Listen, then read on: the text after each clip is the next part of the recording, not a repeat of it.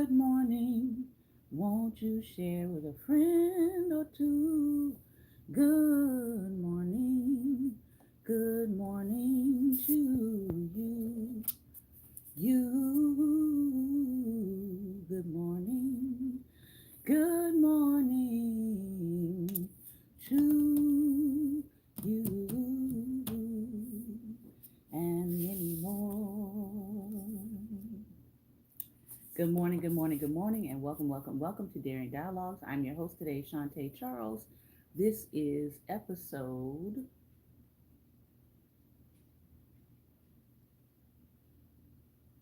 28, I think. I think it's 28.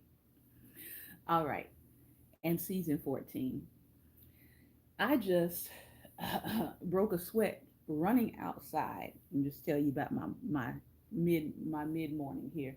I just broke a sweat running outside to stop these tree cutting services from hacking all of my lovely tree down in the back of my house. So you might hear some rumbling noises outside, but every year I am I might be sort of what you might call a little tiny bit of a tree hugger. Every year we have these people that come and they try to decide what trees are healthy, what trees are not, and for 2 years now, they have been trying to obliterate and chop down our healthy tree in our backyard. We've had to call in a conservationist to come and survey the tree and its health and all of that, paying out of our own pocket just to stop them from chopping down our tree. Well, they've resorted from chopping down our tree to butchering it and scaling it back so much that last year we didn't have any shade, and it was really, really bare bones when it came to winter. So I had to run out there right before today's show and talk to the people directly and tell them to stop chopping up our tree and butchering it. And the guy is just like, oh, we're only trying to take off the dead branches. I was like, well, you didn't do that last year. You took off all the branches, whether they were dead or not. And this tree, thankfully, as we talked to it, managed to regrow some of its branches and limbs and stretch out even more. So to see them back there again this morning, chopping on this tree and butchering it like they don't know what they're doing, it just sent me to a different place this morning. I will just admit that. So I am trying to calm down because I love trees. And I believe that trees speak to us, and I believe that trees are good for our environment. I believe that trees um, hold in the stories of a space in which they have been planted. And so when I see some butchering happening, it gives me a red flag. And I'll be back because I'm going to go look out this window one more time and make sure they're not doing anything that I just asked them not to do.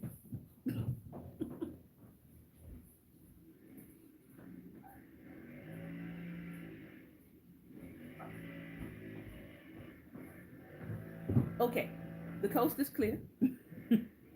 They are just blowing away the leaves and stuff that dropped out of the tree. So I'm good. So, how's your morning been going? My morning, as I said, has started off with the adventure of trying to save my tree yet again. Um, and I'm very happy that they didn't take too much off this time. But here's my other advice to you all. I know it's not Friday. This is where I would give the advice on Friday. But for today, I'm going to give this advice. If at all possible, if you can help it, do not buy a home that has an HOA attached. Because it's more hassle than anything else. Like our HOA has been a hassle ever since we moved here. It's not the home. The home is lovely. It's the HOA. Yeah. So I'll just say that. If you're buying a home, look for a home that is not a part of an HOA. Just thank me later. Come back and tell me you were right because it's a hassle that, trust me, you do not want. All right, so This is Thinking Thursday, Theology Thursday, and we are reading from a book about forgiveness. That has been our topic on Thursdays. We are about, I would say, maybe 30% through the book. This is the book, Failures of Forgiveness: What We Get Wrong and How to Do Better by Dr. Maisha Cherry. And before we hop into our reading, I do want to give you a heads up about our next book for Thursdays. So if you want to know, well, what's after this? What are we going to be talking about after this particular book? We're going to be looking at this book here, which came highly recommended, called Cultish: The Language of Fanaticism. And I am excited about this topic because, as we know right now, especially in the United States, there are so many uh, cultic, cultish things going on. And so this book actually dives into the cultish groups and the social science of cult influence, and how cultish groups from Jonestown and Scientologists to social media gurus use language as the ultimate form of power. And so this is going to be a nice, wonderful thinking, deep dive into the world of the language of fanaticism. And Pastor Ben had sent me a video from, I think it was Twitter, but I think it's Vets Against Trump. I think you can also find it on TikTok, where this gentleman is talking about his book called The Cult of Trump, and talking about the DSM diagnostic for people who have been involved in cults and who have been involved in brainwashing. And he dives into it from that perspective. Um, and he talks about what to do when you encounter somebody who has been involved in a cult. What do you do when your family members have been brainwashed? How do you speak to them? How do you talk to them? How do you get them out of it? And I think that's what his book focuses on. We'll see if there's anything like that in this book, but this is where we're going next. So if you want to order this book and get ready, if you've been reading along with us on Thursdays and you want to figure out where we are headed next, this is where we are headed next. All right. Now, let's dive into failures of forgiveness. Now, as we were reading, we've been talking in this chapter, chapter 4, forgiveness as a political project. And Dr. Cherry talks about the South African Truth and Reconciliation Commission and how that commission was established. And we went into the introduction of what happened during that commission. And she's going to talk about how the victims um, of what happened during South African apartheid, how they were sort of given what she calls a false choice. And some of them were forced to forgive. So we're going to talk about those two things today. And then we're going to have our talk back. If you want to join us for the talk back response, um, you can join us in our closing. You can hop over to IG at Daring Dialogues. We'll be having the talk back. So if you want to come on camera, if you want to respond to the reading, that's where we do that. Okay, that's why it's called Daring Dialogues, because it is not just me talking, but it is an opportunity for you to dialogue back with us civilly in discourse. All right. A false choice. Let's see what she has to say about the Truth and Reconciliation Commission of South Africa. The TRC's use of forgiveness to accomplish reconciliatory aims was not without criticism. As we shall see, the TRC adopted an oversimplified conception of forgiveness that put undue pressure on victims to forgive and more generally failed to treat victims with proper respect. This is perhaps best illustrated by the fact that the Commission presented victims with only two options: either, quote, a willingness to forgive, or, quote, a willingness to reap vengeance. The implication of this choice was that forgiveness should be understood as an alternative to revenge. It is understandable why the TRC commissioners would embrace this view and present these options. During apartheid and before the elections, vengeful violence was rampant in the country. In order for a new South Africa to come into existence, vengeful violence had to come to an end. The way to bring this about, the Commission reasoned, was through forgiveness. For on any account of forgiveness, it is reasonable to think that if you have forgiven, you will no longer have a desire for or participate in revenge. Even if that reasoning is correct, there was still a problem with their position. The mere fact that a victim was unwilling to forgive did not necessarily mean that they were interested in or willing to enact vengeance. Some victims, uninterested in both vengeance and forgiveness, just wanted legal prosecution and punishment. Viewing a desire for prosecution as revenge wrongly conflates justice and revenge. This is often done in the Black community as well when we say justice for Trayvon or justice for Brianna or justice um, for any number of names of people that have been done violently wrong, right, by our society, by police brutality, by unhinged law enforcement, right? When people say justice, people automatically think, ooh, they're out for revenge, which is just, it's not true. You're conflating, as she says here, justice and revenge. And viewing a desire for punishment as a form of revenge conceives of punishment in a narrow and retributive manner. While retribution provides one justification for punishment, it is not the only reason one might desire punishment. One might, for instance, desire that wrongdoers receive punishment as a means to deter future wrongdoing, or because punishment is a part of a rehabilitative or restorative process. The binary choice that was presented to the victims wrongly attributed a desire for vengeance to those who possessed no such motive. The two alternatives also depict anger only in the excessive form. The desire for revenge is rooted in vindictive rage, and the Commission's position implied that any expression of anger is necessarily vindictive. But this need not be the case. The Commissioners were wrong in thinking that an unwillingness to give up all kinds of anger amounts to a willingness to wreak vengeance.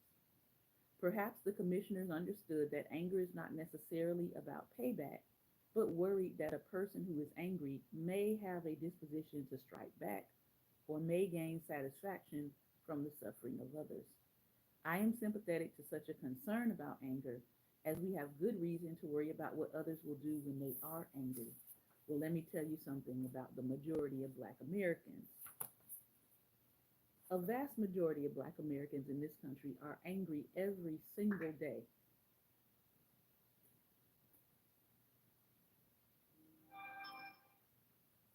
I know I'm not going to get a whole lot of amens out of that. A vast majority of Black Americans are angry every single day.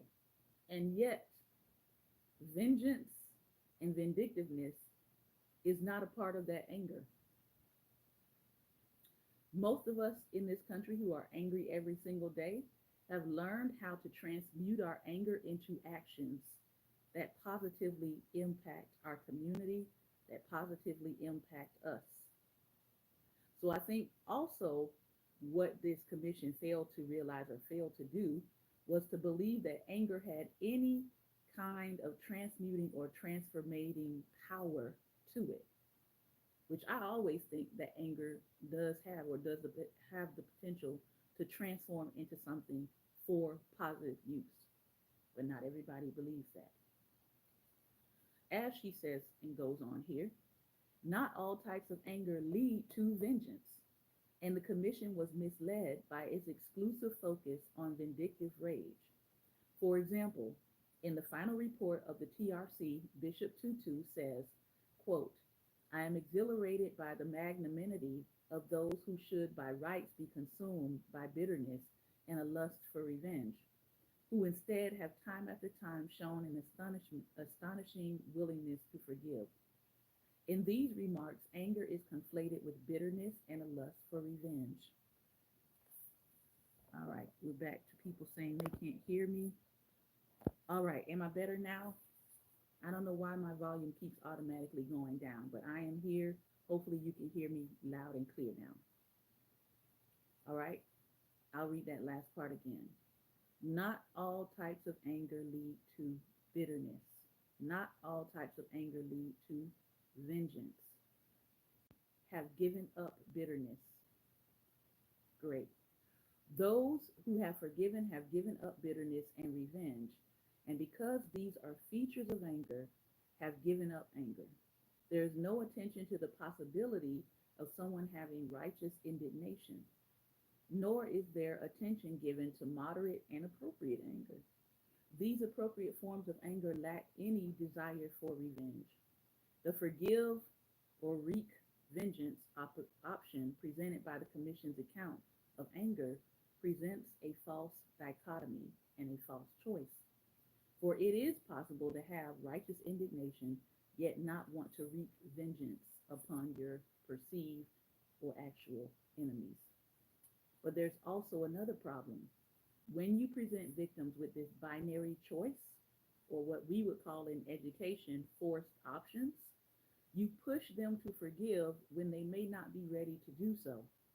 If the victim accepts the TRC's framing of their choice as either the giving up of all anger as the only alternative to vengeance, and the victim doesn't want to seek revenge, the victim may decide to forgive even if they are not ready to do so.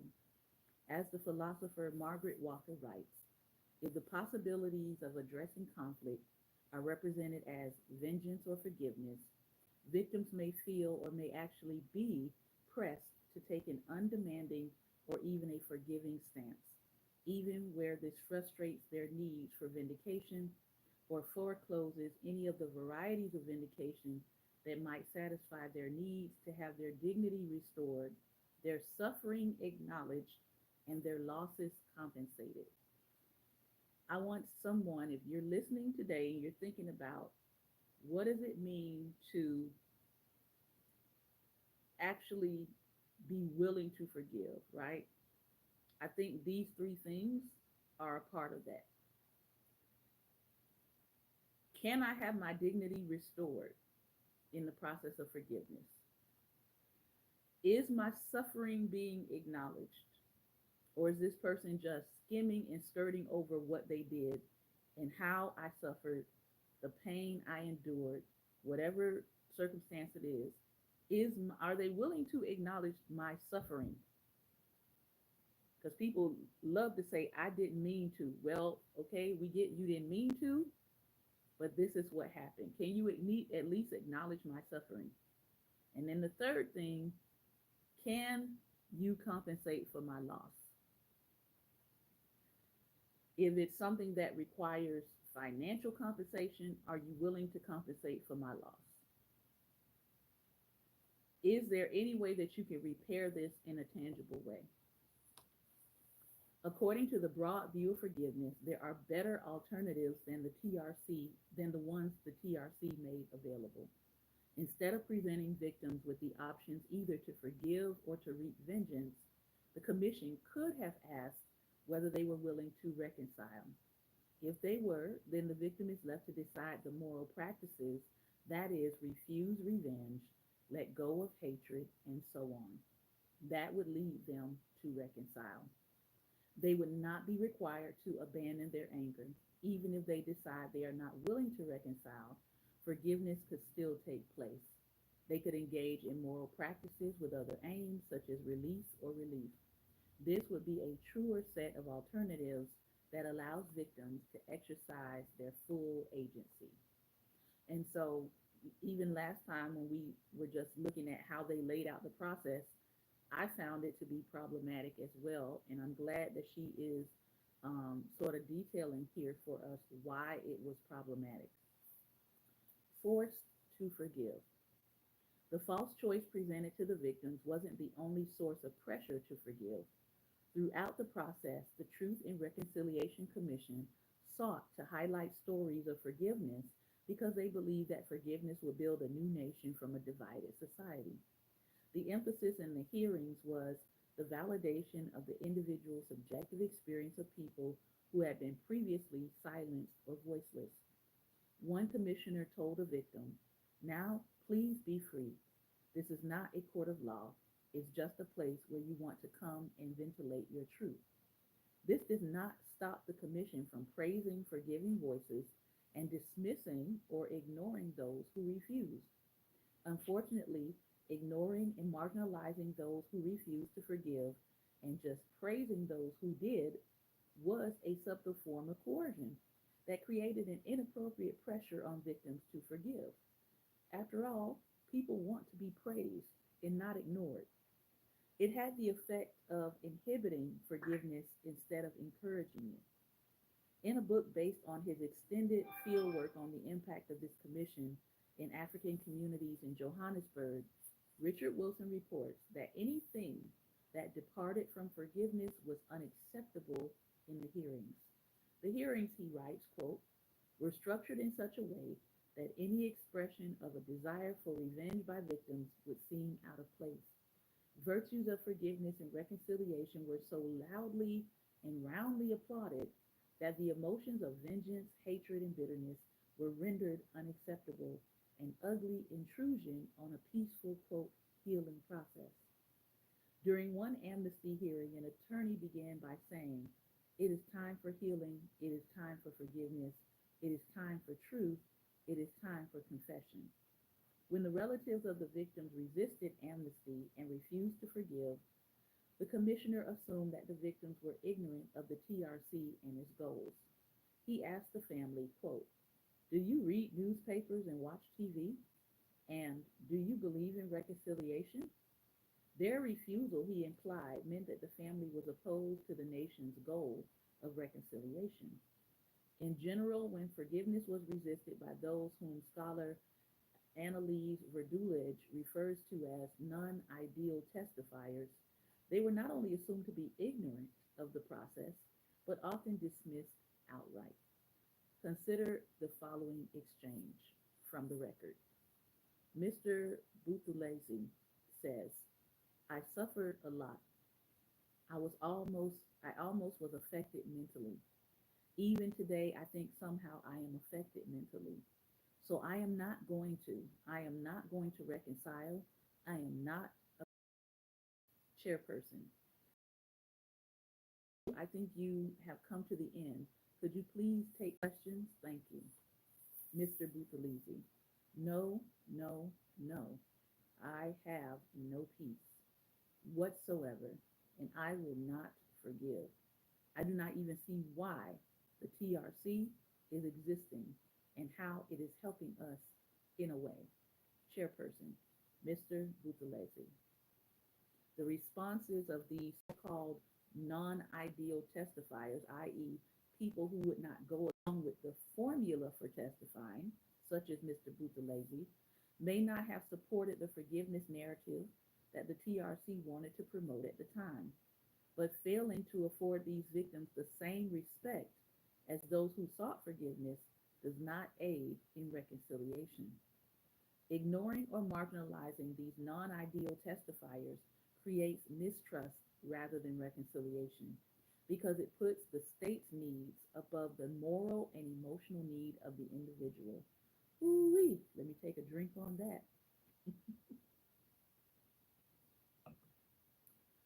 It puts the state's needs above the moral and emotional needs of the individuals that were actually harmed and impacted.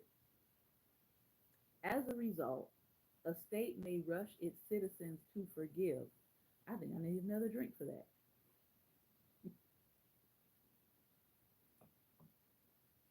Because our country is very good at trying to rush Black Americans along into forgiveness for things that this country has yet to actually repent for, change its mind about, offer repair of any kind. Yeah, rushing them to forgive. New resentments are created when victims feel that their pain is not being acknowledged. This lack of recognition can also undermine dignity and self respect. The deferential treatment also contributed to victims feeling inappropriate pressure to forgive. A woman named Kalu admitted the following quote, "What really makes me angry about the TRC and Tutu is that they are putting pressure on me to forgive. I don't know if I will ever be able to forgive. I carry this ball of anger within me, and I don't know where to begin dealing with it. The oppression was bad, but what is much worse, what makes me even angrier, is that they are trying to dictate to me my forgiveness." Ay, ay, ay, ay, ay, ay, ay. Kalu was no outlier. In one study, 30% of participants in the Truth and Reconciliation Commission felt they were expected or forced to forgive. When the state demands or coerces citizens to forgive, it reduces forgiveness to a theatrical gesture on the political stage, or what we call performative forgiveness. If forgiveness is to be something that the victim chooses, then promoting forgiveness in a manipulative way takes away their agency. As the philosopher Alice McLaughlin suggests, this is one reason people often find political applications of forgiveness distasteful. Such a situation offends against the elective character of forgiveness, the particular nature of the reasons we have to forgive or not forgive, and also belies the respect we rightly assume is due to those who have suffered wrongful injury. While the TRC did not explicitly coerce victims to forgive, it did not, for instance, threaten them. Its expectations and responses to victims who refused to forgive created a subtle yet powerful form of social pressure. Other nations can learn from this. When promoting national reckoning, America, or reconciliation, politicians, community leaders, and the media must be careful to make sure their requests and demands do not create further conflict and harm by disempowering victims.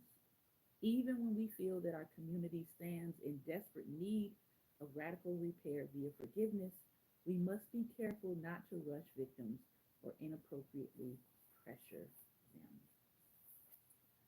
And next time, we're going to talk about the Christian exclusivity of this Truth and Reconciliation Commission and how, um, because it was deeply rooted in just the Christian tradition, uh, it probably left out people of other faith practices for sure and how they felt about forgiveness. All right. So, what did you all think about that? I think she made some very compelling points about being pressured to forgive, um, wanting to be accepted in the wider social program that was happening. I'll call it that, and looking back and realizing, man, I'm still not over it. I still may be angry, but it's on record that I forgave these people. So what do the people who really weren't ready for forgiveness? What do they do with that? Because they went on historical record to say, yes, I forgive. Um, so share your thoughts with me. What do you think about it? Do you feel like people often find themselves in a place of being forced to forgive or have these forced options where they feel like, well, the other side of forgiveness must be revenge? But is that always the case? What's your opinion? Do you think that the other side of forgiveness is revenge? The opposite of forgiveness is revenge? Or is the other side something else? I want to think that it's something else. But let me know your thoughts in the comments. This has been another episode of Daring Dialogues. I'm your host today, Shantae Charles. We're going to hop on over to IG, which is at Daring Dialogues, all one word, and continue this conversation. We'll see you there, or we'll see you tomorrow.